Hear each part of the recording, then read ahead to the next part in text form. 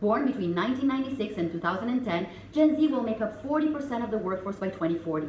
Digital natives, they're exposed to a vast amount of information and media fragmentation. At the same time, they grew up in a world facing unprecedented challenges that shape their attitude towards life, education, and career.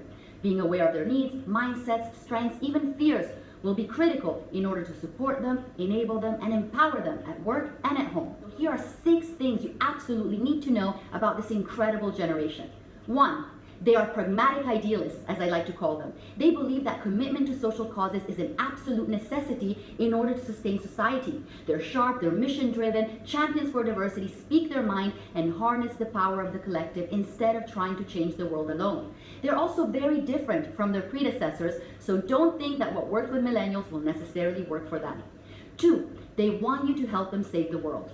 While millennials drove the workplace revolution by placing greater emphasis on working environment and culture, Gen Z will lead an even greater revolution, one linked to purpose and impact. Understanding this will be critical. Why? Because Gen Z want their career to change the world for good. 91% of students say addressing inequality, education, poverty, sustainability, and climate change is important when considering their future career. 66% of Gen Z in ASEAN between 15 and 18 years old say they want to become social entrepreneurs, mostly because this is how they feel they can make a real impact.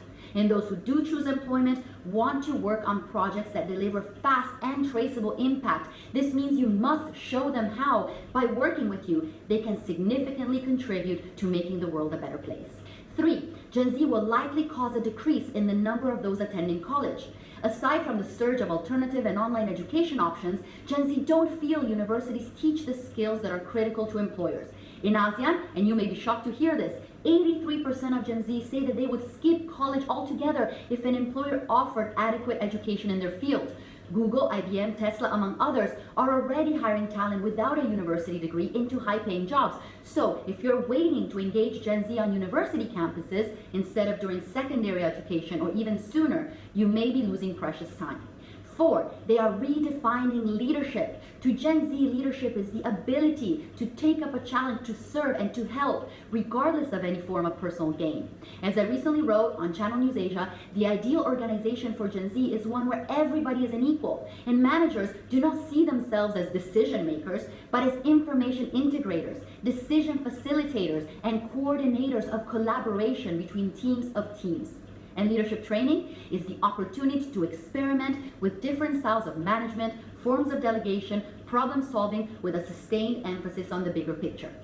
5, they are not as easily bruised as we often hear the older generation say. They face a lot of pressure, fear, and uncertainty when it comes to their future. And let's be honest, they are coming of age in a world that has never been more complex. Justifiably, a staggering 98% are stressed, 88% lonely, 89% lost, and 38% suicidal. Yet, they're brave enough to talk about it. In fact, Gen Z normalized mental health. But instead of getting the help they need, they're often labeled strawberries, snowflakes, crystals, even durians. This is a shame because in reality, with a little bit of help and lots of psychological safety at home and at work, they're likely to become the most resilient generation yet.